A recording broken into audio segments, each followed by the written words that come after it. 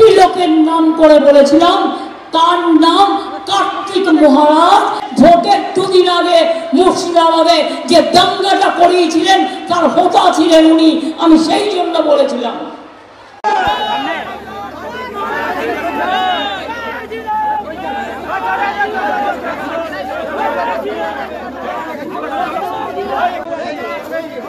কয়েক হাজার মানুষের বিশাল একটা মিছিল আটকে দিল মমতা বন্দ্যোপাধ্যায়ের পুলিশ। কি ভাবছেন এর মধ্যে আর নতুনত্ব কি আছে? এই রাজ্যে বিরোধীদের মিছিল মমতা বন্দ্যোপাধ্যায়ের পুলিশ আটকে দিচ্ছে, এর মধ্যে কোনো অস্বাভাবিকত্ব নেই। কখনো সিপিএম, কখনো কংগ্রেস এবং বেশিরভাগ বিজেপির মিছিল হলেই মমতা বন্দ্যোপাধ্যায়ের পুলিশ আটকে দেয়। কিন্তু এই মিছিলটা কোনো বিরোধী দলের ছিল না, সিপিএম, কংগ্রেস বা বিজেপি কারোরই মিছিল ছিল না। এই মিছিলটা মুর্শিদাবাদের আরঙ্গবাদে বেরিয়েছিল ভারত সেবাশ্রমের মিছিল, ভারত সেবাশ্রম সংঘের মিছিল। এবং কেন মিছিলটা বেরিয়েছে? মমতা বন্দ্যোপাধ্যায়ের ফালতু মন্তব্যের প্রতিবাদ করে এই মিছিলটা বেরিয়েছে সাধু মহারাজ কার্তিক মহারাজের সমর্থন।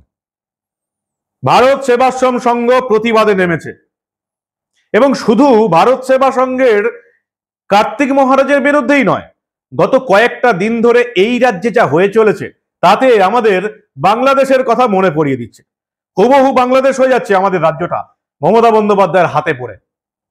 এখনো যদি আপনারা জেগে ঘুমিয়ে থাকেন, আর কয়েকটা বছরের মাত্র অপেক্ষা, তারপরেই আমাদেরকেও এই বাংলা ছেড়ে অন্য কোনো রাজ্যে শিফট হতে হবে, ঠিক যেভাবে বাংলাদেশের কয়েক কোটি মানুষ এই রাজ্যে শিফট হয়ে গেছে। কি কি হলো এই কয়েকদিনে শোনাবো, সবটা দেখাবো। এই গুরুত্বপূর্ণ প্রতিবেদন শেষ অবধি দেখুন। আমি মানব, দা নিউজ বাংলায় আপনাদের স্বাগত জানাচ্ছি। প্রথমেই দেখে নি আজকের মিছিল। মুর্শিদাবাদের অরঙ্গাবাদে ভারত সেবাশ্রম সংঘের মিছিল, কয়েক হাজার মানুষ মিছিল বার করলো কার্তিক মহারাজ এবং ভারত সেবাশ্রম সংঘের সমর্থনে। মমতা বন্দ্যোপাধ্যায়ের উৎপটাং মন্তব্য, কার্তিক মহারাজকে দাঙ্গাবাজ বলে দাগিয়ে দেবার চক্রান্তের বিরুদ্ধে ভারত সেবাশ্রম সংঘের সমর্থনে আজকে মুর্শিদাবাদের এই অরঙ্গাবাদে কয়েক হাজার মানুষ মিছিল করলেন। মানুষ কিন্তু আর সহ্য করছেন না মমতা বন্দ্যোপাধ্যায়ের এই ভয়ঙ্কর তোষণ নীতি। আওরঙ্গাবাদের এই যে ভারত সেবাশ্রম সংঘের সমর্থনে মিছিল বেরিয়েছে, আমরা দেখেছি যে বাসন্তী পুজোর সময় পরপর 2 বছর 2023, 2022 এই ভারত সেবা সংঘের এই ঔরঙ্গাবাদ যে ভারত সেবাশ্রম সংঘ রয়েছে তাদের মিছিলে হামলা হয়েছে। গত 27শে মার্চ মুর্শিদাবাদের ঔরঙ্গাবাদে জিহাদি বাহিনী আক্রমণ করেছিল এই ভারত সেবাশ্রম সংঘের মিছিলে। চেপে যাওয়া হয়েছে কারণ নবান্নের বিজ্ঞাপন পাওয়া মেন স্ট্রিম মিডিয়া কোনো খবর করেনি। তার আগেও এই ধরনের ঘটনা ঘটেছে, এই সংস্থার ভারত সেবাশ্রম সংঘের মিছিলে হামলা হয়েছে, জেহাদি বাহিনীর হামলা। শুধু তাই নয়, গতকাল রাতে কি হলো? গতকাল রাতে জলপাইগুড়ির সেবক রোডে রামকৃষ্ণ মিশন আশ্রমে ঢুকে পড়লো একদল দুষ্কৃতী। তারা ওখানে হামলা করলো, রামকৃষ্ণ মিশনে হামলা করলো, মারধর করলো, আশ্রম ছেড়ে না গেলে প্রাণে মেরে দেওয়া হবে বলে হুমকি দেওয়া হলো এবং বেশ কয়েকজন ওখানকার কর্মী সাধু সন্তদের তুলে নিয়ে গিয়ে গোটা জলপাইগুড়ির বিভিন্ন এলাকায় গাড়ি করে গিয়ে নামিয়ে দেওয়া হলো, ভয় দেখানো হলো তাদের। ভারত সেবাশ্রম সংঘের বিরুদ্ধে আক্রমণ, রামকৃষ্ণ মিশনের বিরুদ্ধে আক্রমণ। দুদিন আগেই আপনারা দেখেছেন ধূপগুড়িতে একটি হিন্দু মন্দিরের উপর আক্রমণ হয়েছে। দক্ষিণবঙ্গে যে কাণ্ডগুলো ঘটতো, দক্ষিণ 24 পরগনা, উত্তর 24 পরগনা, কলকাতা, 2 দিনাজপুরে যে কাণ্ডগুলো ঘটতো, এবার সেটা ছড়িয়ে পড়ছে উত্তরবঙ্গ, জলপাইগুড়ি, ধূপগুড়ি, অর্থাৎ যেখানে যেখানে বিজেপির হোল্ড শক্ত হয়ে আছে, বিজেপিকে হয় বিধানসভা নয় লোকসভাতে বিজেপির প্রতিনিধি বেশি গেছে উত্তরবঙ্গ থেকে, সেই উত্তরবঙ্গে এবার জেহাদি হামলার সংখ্যা বাড়ছে।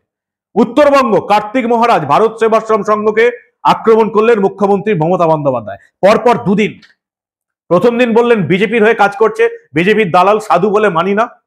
কে তোকে সাধু বলে মানতে বলেছে?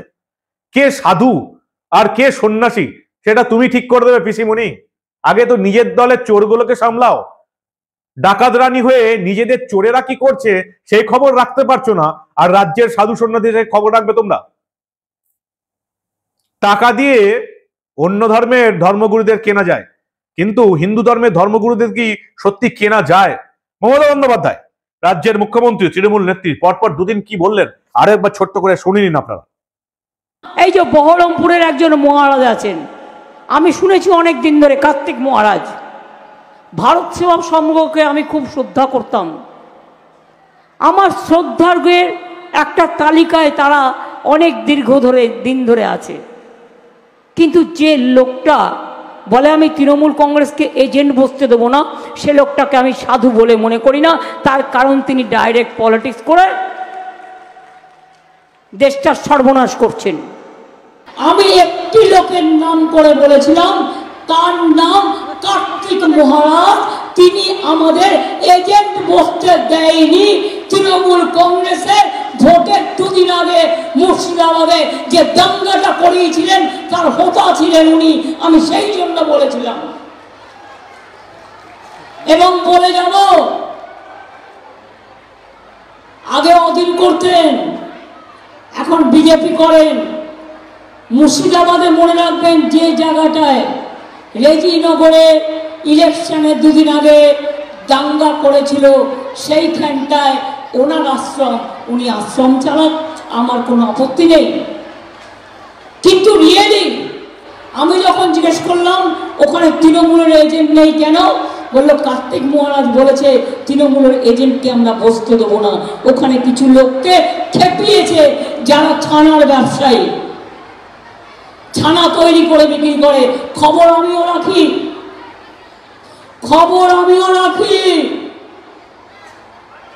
এলাকায় এলাকায় গিয়ে ধর্মের নামে আপনি বিজেপি করে বেড়ান। আমি বলছি আপনি করুন, কিন্তু বিজেপির চিহ্নটা বুকে লাগিয়ে রেখে করুন, লুকিয়ে লুকিয়ে কেন? আমি তাই বলেছি, আমি যেটা বলি আমি উইদাউট এভিডেন্সে বলি না। আমাদের রাজ্য বাংলা, আর তৃণমূল কংগ্রেসের এজেন্ট বসবে না, আর বসতে দেওয়া হবে না। ভোটের দুদিন আগে দাঙ্গা করিয়ে দেবে, তাদের আমি ছেড়ে দেবো? আপনারা কি মনে করেন দাঙ্গা করলে ছেড়ে দেওয়া উচিত? মন্দির ভাঙলে ছেড়ে দেওয়া উচিত না? মসজিদ ভাঙলে ছেড়ে দেওয়া উচিত না? জায়ের থান ভাঙলে ছেড়ে দেওয়া উচিত না? বাজি ধান ভাঙলে ছেড়ে দেওয়া উচিত? কেন মমতা বন্দ্যোপাধ্যায় রাগ কার্তিক মহারাজের ওপর? কারণ কার্তিক মহারাজ মুখ খুলেছেন। মমতা বন্দ্যোপাধ্যায় দলের সম্পদ হুমায়ুন কবির মুর্শিদাবাদে দাঁড়িয়ে বলেছেন যে আমরা এখন 70%, হিন্দুরা 30% কেটে ভাগীরথীর জলে ভাসিয়ে দেব। প্রতিবাদ করেছেন কার্তিক মহারাজ। তিনি পরিষ্কার বলেছেন যে হিন্দু ধর্মের সাধু সন্ন্যাসী মানি এই নয় শুধু প্রতিদিন আমরা ধর্মগ্রন্থের প্রবচন দেব। নিজের ধর্ম খেয়ে যারা রক্ষা করতে পারে না তারা সাধু সন্ন্যাসী নয়, আমরা আমাদের ধর্মকে রক্ষা করব।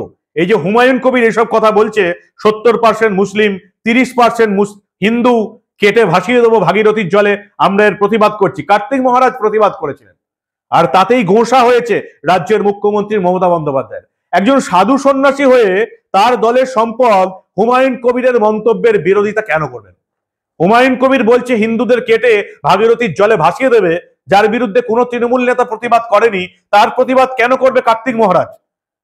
বিজেপির নেতারা প্রতিবাদ করতে পারে, মহারাজ হয়ে কার্তিক মহারাজ কেন প্রতিবাদ করবেন? এটাই হচ্ছে মমতা বন্দ্যোপাধ্যায়ের গায়ের জ্বালা।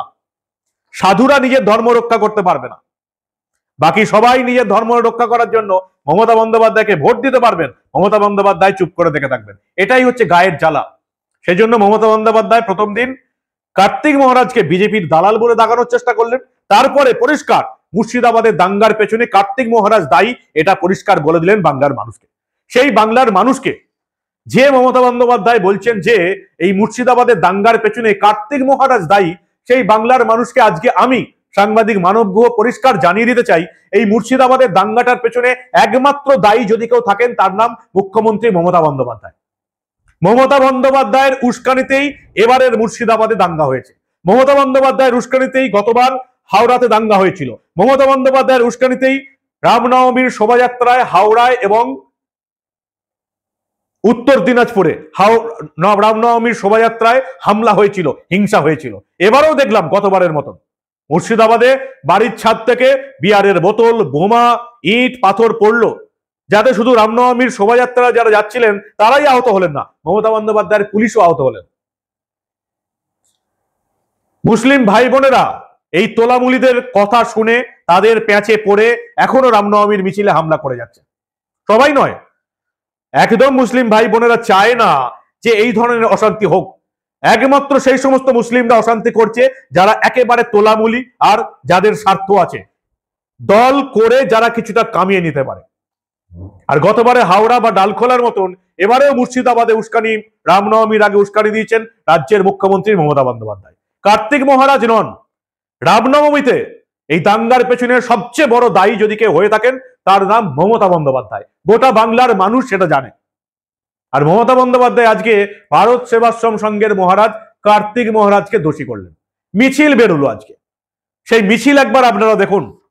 কয়েক হাজার মানুষের মিছিল মুর্শিদাবাদের ঔরঙ্গাবাদে, দেখুন সেই মিছিলের ছবি।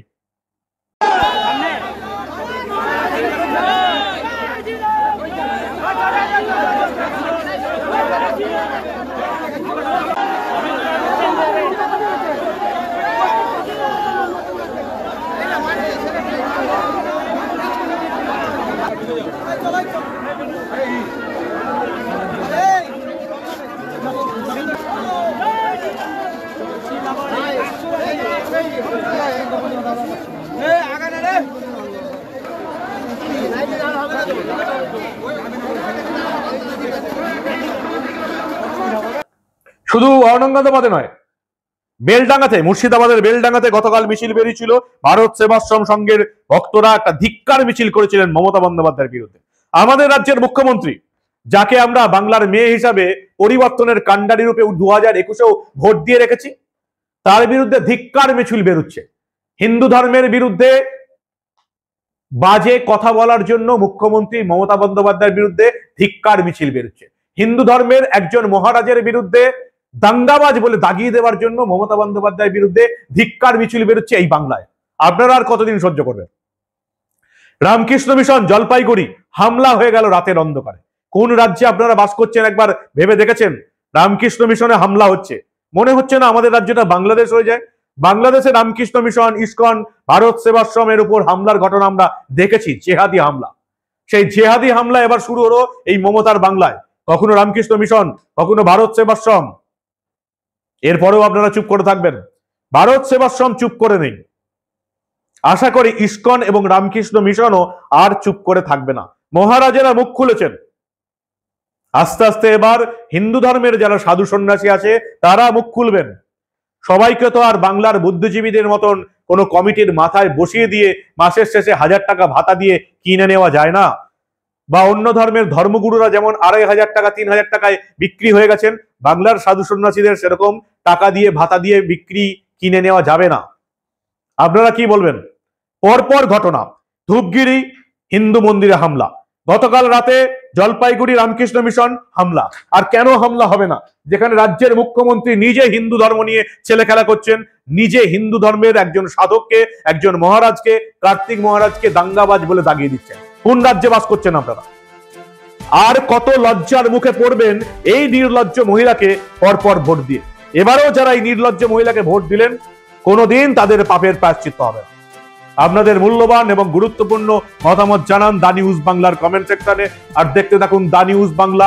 মেইনস্ট্রিম মিডিয়া এই সমস্ত ঘটনা আপনাদের চোখের সামনে তুলে না ধরলেও আমরা তো বলেইছি এই ধরনের কোনো ঘটনা চেপে রাখতে দেব না।